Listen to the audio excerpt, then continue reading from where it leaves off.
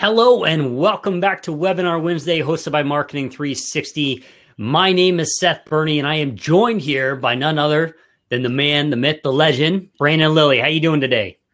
Pretty great. How are you, Seth? I'm doing great as well. Thank you very much for asking. If this is your first webinar, thank you very much for joining us here. We are live on YouTube, and we are going to be going live on Facebook here in just 1 second. So hopefully that's going to boot up. A couple housekeeping tools. We do have this presentation that we're going to be walking through as a URL in the comment section. So please go ahead, click the comment link in there. Follow us along on this webinar as we go through it. But today, Brandon, we're going to talk about how small businesses can gain an edge on the competition. And, really to start this, I think you kind of have to ask yourself a question, right? Why should a prospective customer choose you instead of your competition?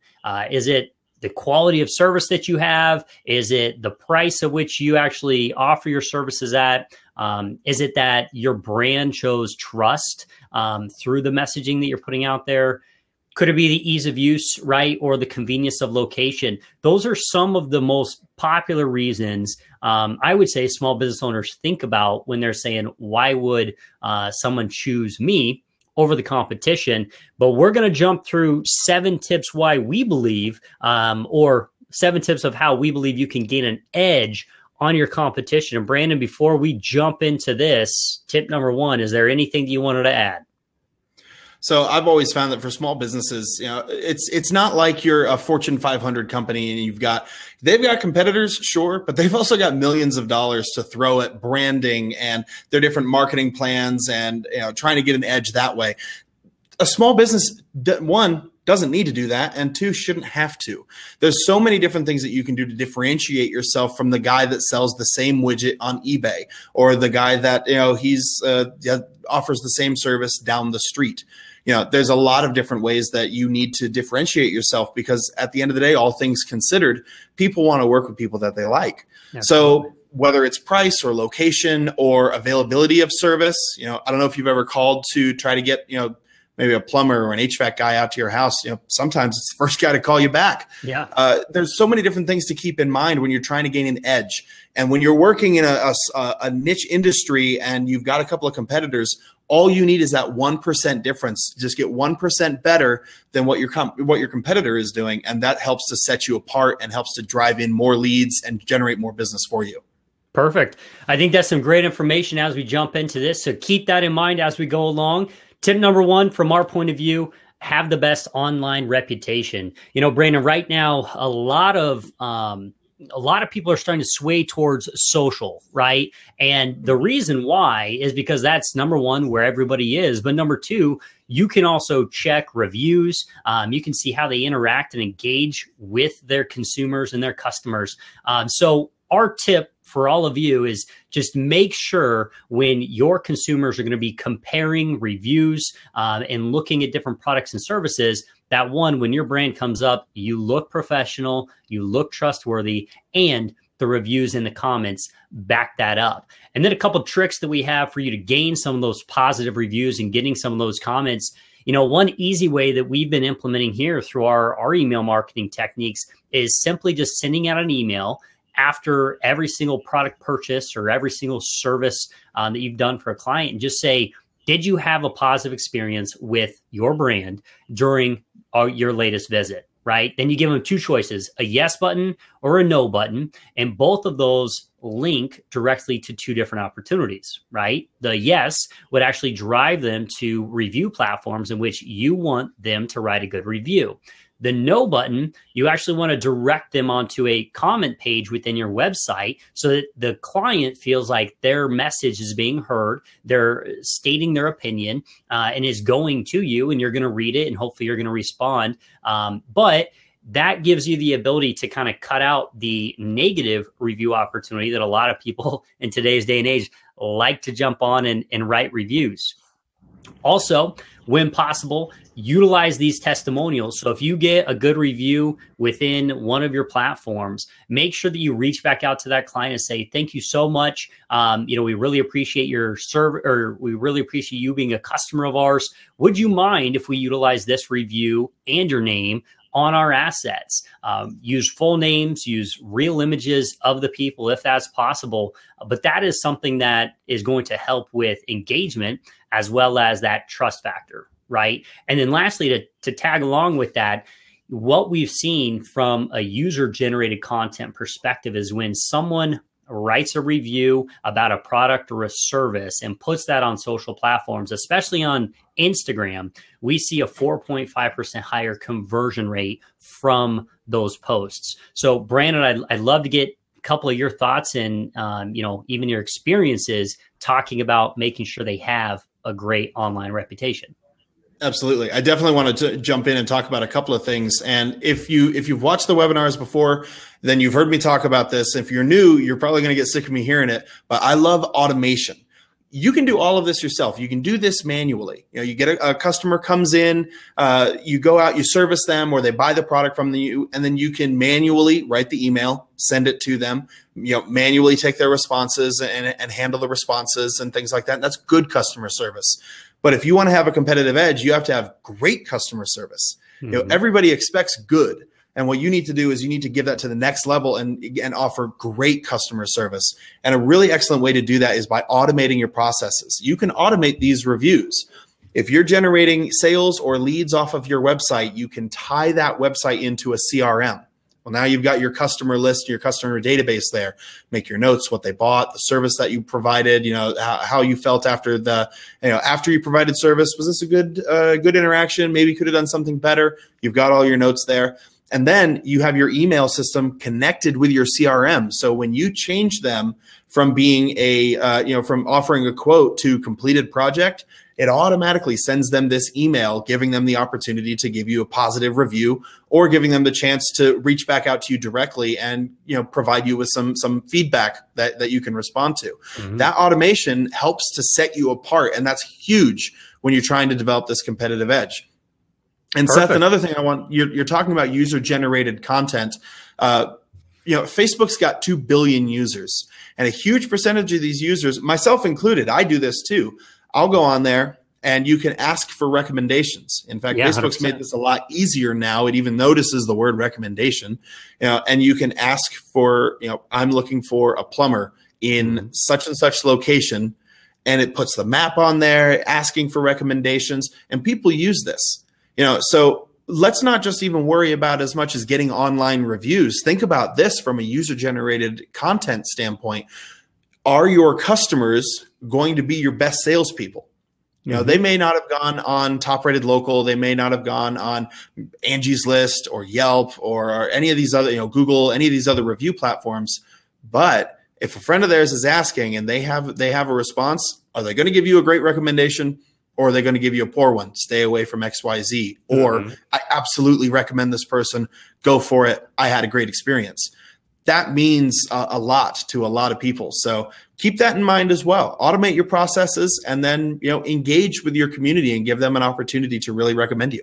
Yeah, I think that goes back to that 1% extra that you can do. So if you make sure that they have a very positive experience with you, absolutely, they're going to be more likely to recommend you if they see some of those questions from friends or family. So jumping into tip number 2, you also need to develop a clear, specific value proposition. Now, this is something I'm sure every small business owner has thought of when they've been going through creating a marketing plan and even a brand strategy. But you really need to directly answer this question for your prospects. Why should I choose this company? Right?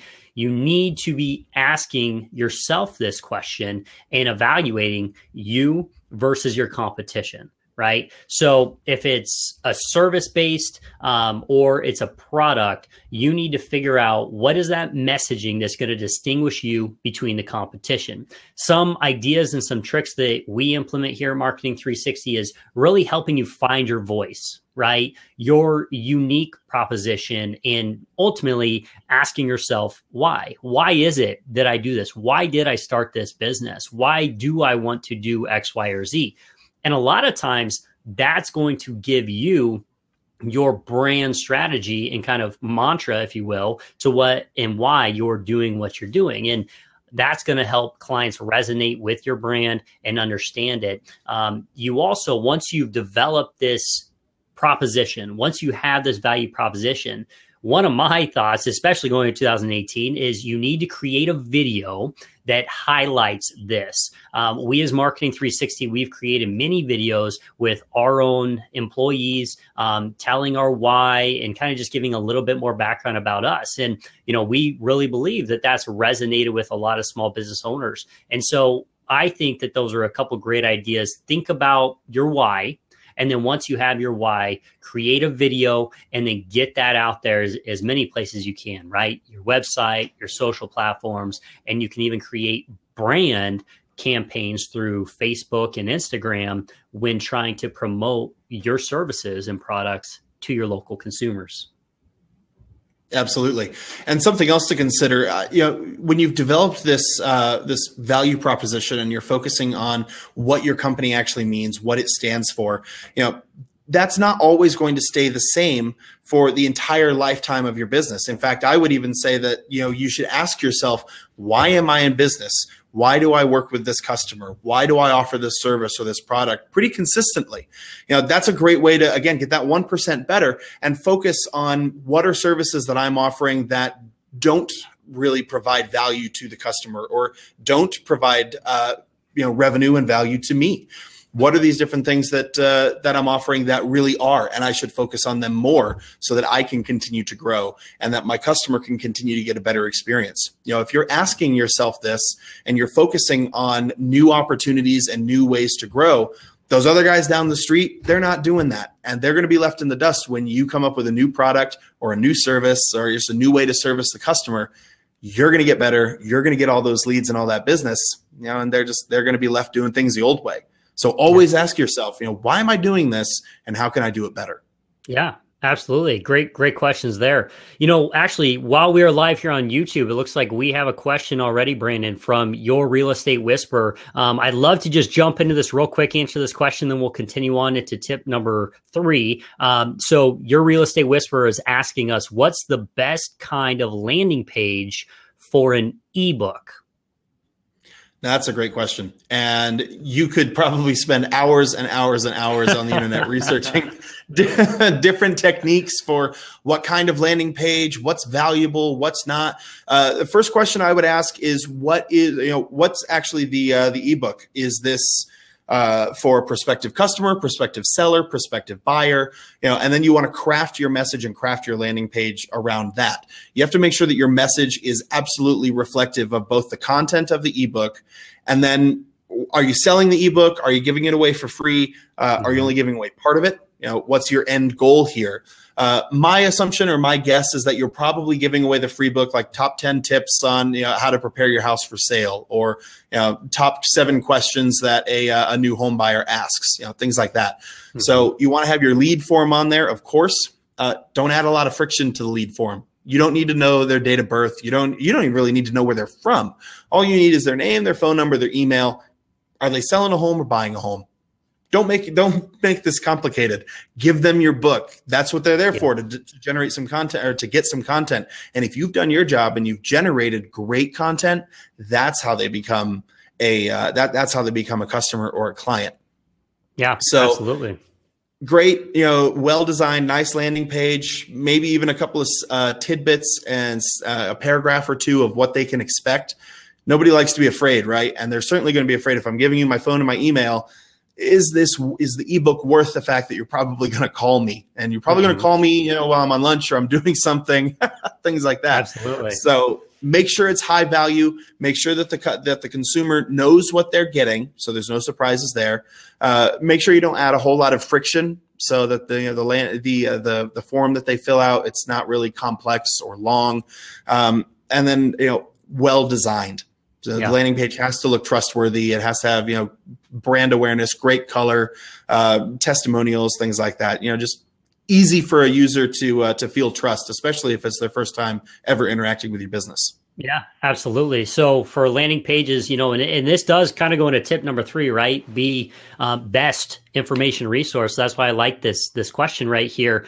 So thank you very much for that, your real estate whisperer. You know, from a landing page perspective, quick and to the point, right? You don't want there to be buttons for them to click to get off that landing page. You want it simple, a simple lead form, as Brandon was explaining. You're also going to want to show your value prop, right? So if you can get a video on there, that's going to actually increase engagement on that landing page, as well as help that conversion rate. So if you can do a quick video that shows you yourself, your personality coming through, why this ebook is so important and why they need to fill out this form, that's only going to help you get them to convert on that. So again, no headers. You don't want anything to move the client or prospect off the page except for filling out that lead form. And then make sure that you send them to a thank you page, thanking them once you've collected all that information. And then, you know, also utilize that for future opportunities as well. So hope that helped your real estate whisperer. If you have any additional questions on that, we'd love to go through it in more depth.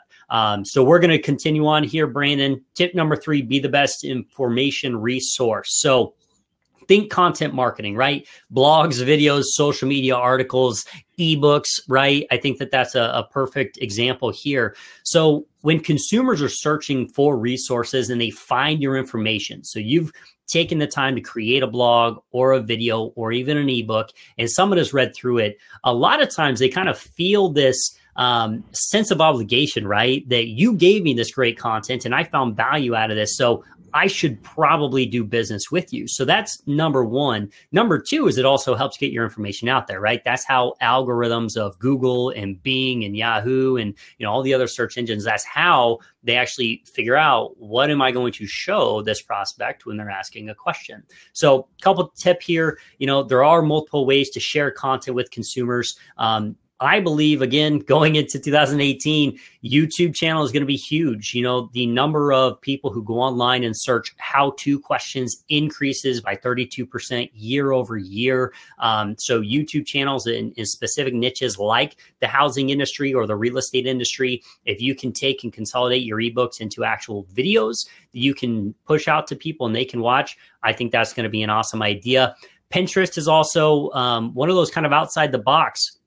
A lot of people don't think about Pinterest as a way to put content out there, but how-tos and step-by-step DIY projects right now are blowing up. And that's really what Pinterest is known for. So if you can, again, get in a niche, get that good information out there. Lastly, we'd be looking at blogging itself, right? Now, blogging, Brandon, I'm sure you can kind of back this up, but that's one of those long-term strategies. It is definitely going to take a lot of time to get your information out in front of people. However, that's really going to be the snowball effect. That's going to be a great long-term return on investment because that information is going to stay out there and it's going to stay relevant for a very long time. And the more pages you get on a website and posting good, fresh content that people are engaging with and staying on your website for a long time is going to boost the SEO ranking of your entire website. So Brandon, I'd love to get your opinion on kind of being the best information resource out for the small business owners. You know, I'll use myself as an example. I'm very much the person where if I don't feel like you can effectively educate me, then I probably am not going to do business with your company. I need to feel safe about this. And generally speaking, and this works really well with like a service client, you know, service-based, especially how they're going to come to your home and is this a hot water heater? Are they doing lawn care? You know, what is this? Generally, if a customer is reaching out to you, it's because it's a project that they don't know how to do or how to fix. They don't really know how to accomplish what they're trying to accomplish, and they need an expert, and they reached out to you. So the way to get those leads initially is to be the expert online, be the website that they can go to and get some of their answers taken care of. Again, an example, if I feel like I can be educated from your website, then I assume that your technicians, your service guys, you yourself are educated, and it's not going to be a costly mistake. Yeah. You see the same thing with e-commerce. You know, this kind of ties back into reviews and things like that. But you know, from a how-to perspective, if you're going to show me how to use the product or how to accomplish what I'm trying to accomplish, I am much more likely to purchase from that site than I am to go to Amazon maybe and pay a little bit less or get free shipping, but I'm not going to have the support. You know, you don't really have any support on there. So that's absolutely something to keep in mind as well. If you want to sell a service or sell a product or anything like that, You have to know it front and back and then showcase that to all of your customers and your leads so that they understand just how educated you are on the product and service that you're selling.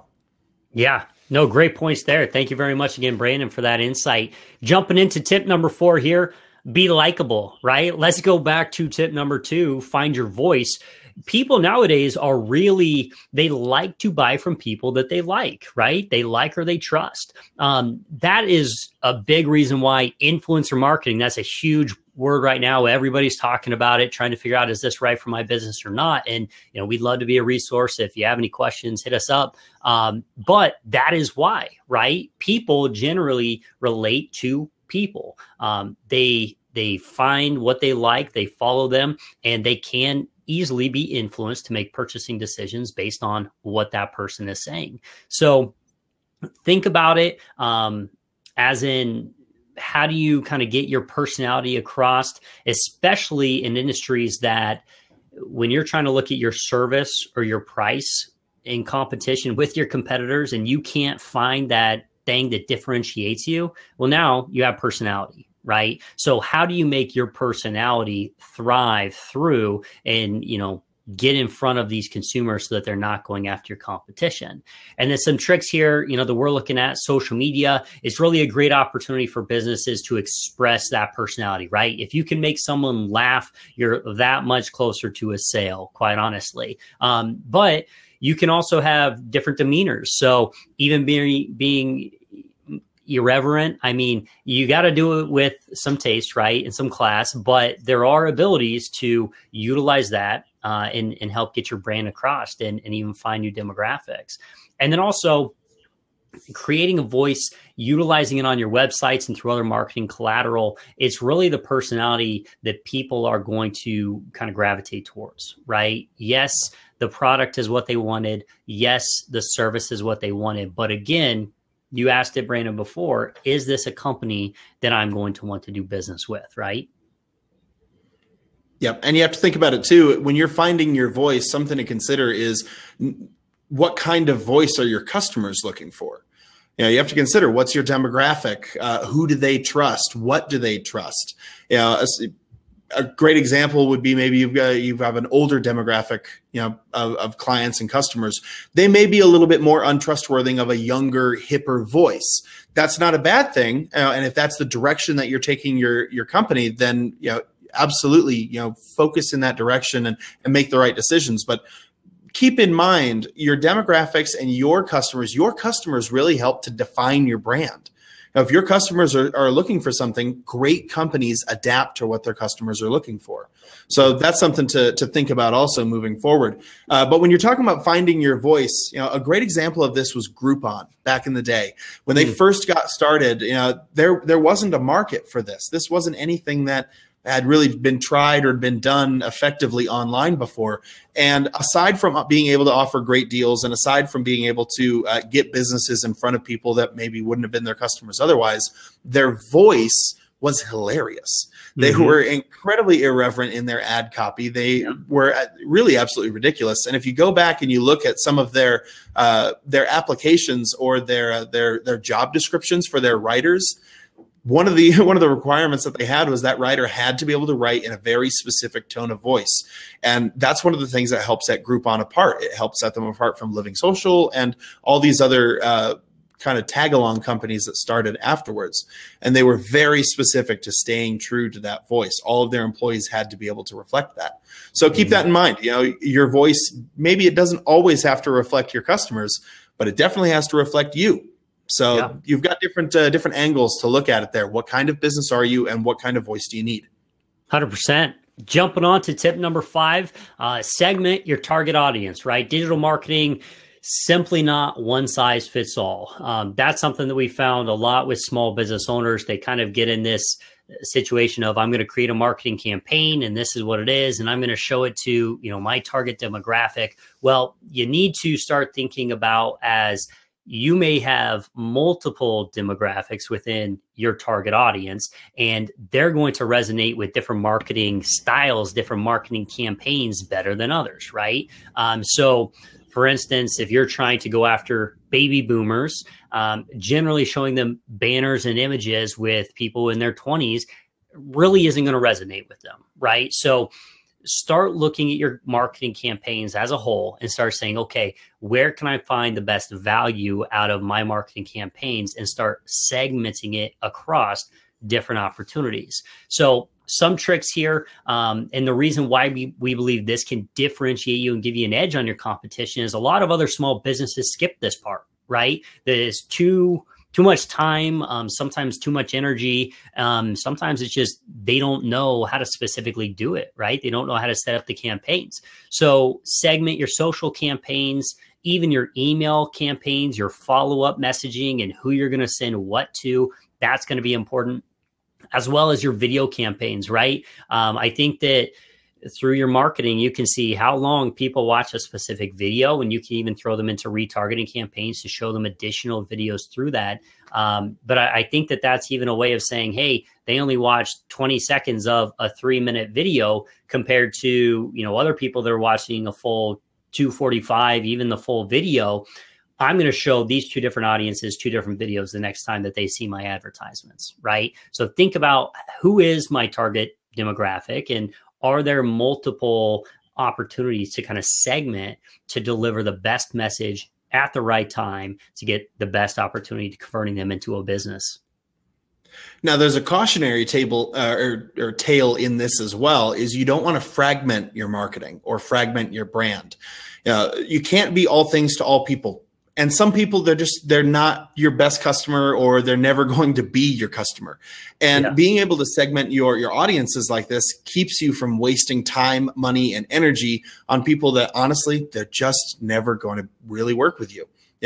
So keep that in mind. You don't want to fragment your marketing so much trying to reach this outlier group of people because you think they're your best customer, or you think they could be your best customer. You've got to hold true to the real root of your business and find who your best customers are. Some of my favorite conversations are with businesses, and they go, yep, this is my target demographic. These are my best customers. These are the people that we're going after. And then after a little bit of research, data gathering, looking through different analytics and demographics reports, you realize that while that is a segment of their business, it's not actually their best customer. It's not actually the best age group, or the best location, or the best personality, or even the best product, things like that. There's so many different data points to go through, and we can absolutely help with this at Marketing 360. We can help identify who your real target is and who your best customers are. Now, if you have different offerings, services, or products, then you can have different types of customer personas. You can have different types of buyers. I buy differently than Seth. I shop differently than Seth.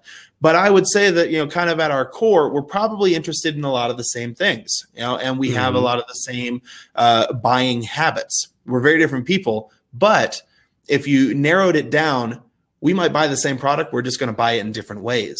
So that's something to consider, is when you're segmenting these marketing campaigns, you're segmenting through your customers.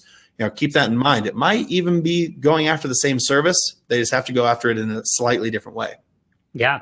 And I love what you were talking about there about the data, right? Look at who is currently purchasing from you, right? If you can pull through Google Analytics, your Google Ads, or even your Facebook campaigns that you run, you might think that someone or a certain type of people are buying your product, but in reality, it's these people over here, right? So that's our tip number 6. Use data effectively, right? So a bunch of bullet points here. We're going to touch on a couple. We would love for you to get the presentation again. If you're on Facebook or YouTube, in our comment there, we do have a link from the description over to our presentation. So please click on that link, utilize this, and kind of walk through it there at a later time. But refine your copy, right? Improve your different layouts you're creating.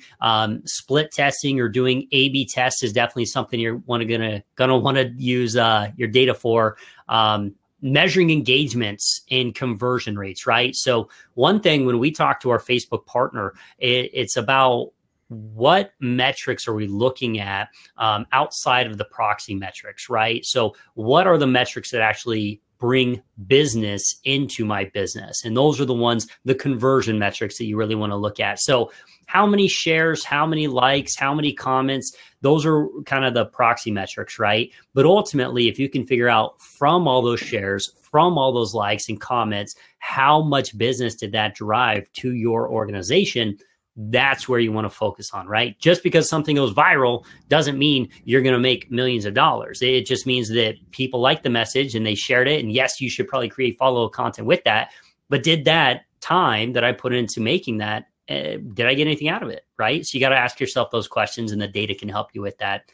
And then also, through the data analysis, there are some caveats that come through this. I'm sure, Brandon, you're going to want to jump into that. But the last one that I really like about data is not strictly speaking predictive, right? The data shows you what happened, not what's going to happen. So you can utilize the data and say, yes, this resonated with an audience, or yes, I'm getting good metrics out of it. But ultimately, you can't say I'm throwing all my eggs into this basket because this worked well and I got so much engagement out of it, right? Because what worked yesterday might not work tomorrow. Especially in the digital realm, everything online changes in the blink of an eye. One of my favorite sayings is that marketing is equal parts science and alchemy. So you've got the data and you need the data. You have to have that. But then there's also the gut feeling, right? There's the artistic side. There's the predictive model. What can I do with what I've learned to adapt and change to something that I want to try or want to do? And how can I use that effectively to grow my business? So that's something to keep in mind as well. Something also to consider is that you can sometimes just doing something, you just taking that first step. Don't worry so much about what the data is telling you or gathering the data, because sometimes you just need to take that first step. You can get analysis paralysis, and I absolutely love data and numbers and being able to look through and try to predict what's going to happen. But if that's all you're doing and you don't actually take actionable steps, then it really wasn't worth gathering all the data initially. So take the information that you're learning, take the expertise of the people around you, of us here at Marketing 360, take that and use that. Use that information, the data that you gathered. We've got the science aspect here. Let's throw some alchemy in there. Let's try something. Let's take a step forward, do something new. And that's that 1%. Not everything that you do in marketing is going to be successful. Not everything you do as a business owner is going to be successful. But honestly, the cost of doing nothing is greater than the risk of trying something. So you have to try, and you have to move forward and constantly be using the information that you're gathering and that you're getting to try new things. All you need is that 1%.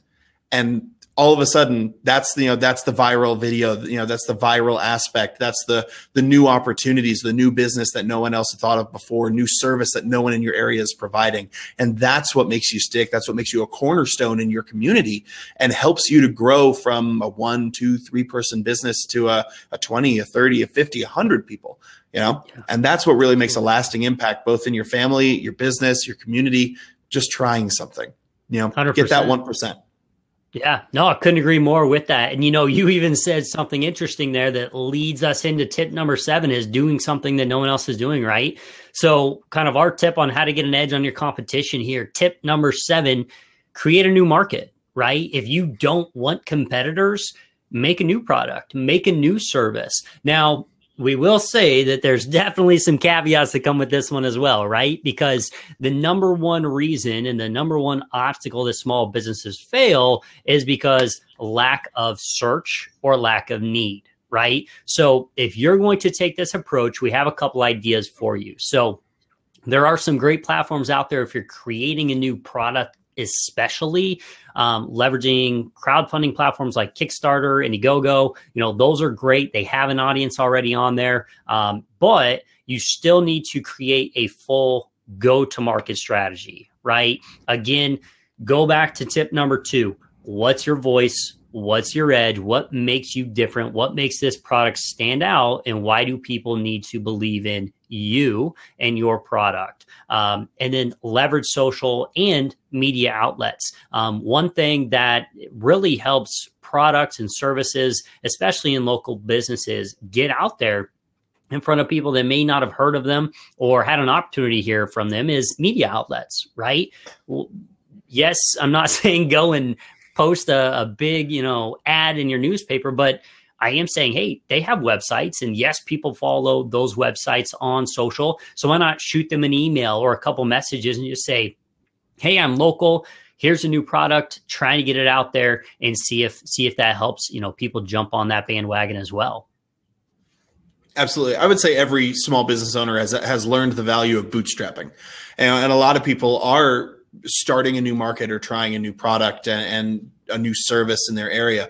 A lot of times that's really what causes it, right? You see a need and you fill a need. It might not be a brand new service or a product that's never been done before, but it's never been done in this area. Or it's never been done the way you want to, or it's never been done to that extent. So the amount of time and energy and effort that it takes to start a new venture, I think everybody watching this webinar or watching this video understands just how difficult it can be. The amount of sleepless nights starting your own business and being your own boss and running your company and taking care of employees and all of that. But it is, starting a new market or a new product absolutely is a great way to take something that maybe doesn't exist and launch into something that you can be the game changer for, the tastemaker, as it were. Yeah. That's a lot of work. It's a lot of work, a lot of energy, a lot of bootstrapping. I love your example of reaching out to media outlets and just seeing, are they willing to write a report on you, especially if you're a local company, you're a local guy, a local gal. Of course, they want to write about you. They want to get that story in there, the hometown hero. But that's not necessarily something that they're not going to show up at your door and want to write about you. You got to go to them. Mm-hmm.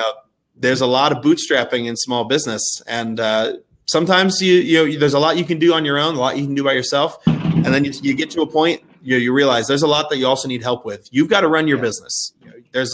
You need to focus on doing what you do best. And that's being the point person for your company, growing it, developing it, coming up with new products and new services, all of this to get that 1% better.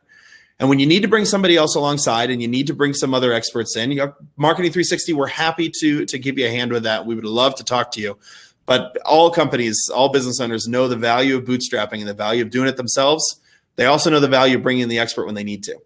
Absolutely. Yeah, absolutely. 100%. Couldn't agree more with you, Brandon. And, we hope you really got some good information out of this webinar. We do these webinars every single Wednesday because we really want to bring value to you as a small business owner, as a marketer. We want to give you some tips, some ideas, some strategies, some things that we've seen work, right, for our small business owners. So we hope that even if you can take one of our tips of the 7 that we use today, hey, that's great for us. If you have any questions at all or want to get more detail, as Brandon suggested, please reach out to us at marketing360.com. Also, jump over, again, since we are live on YouTube and Facebook.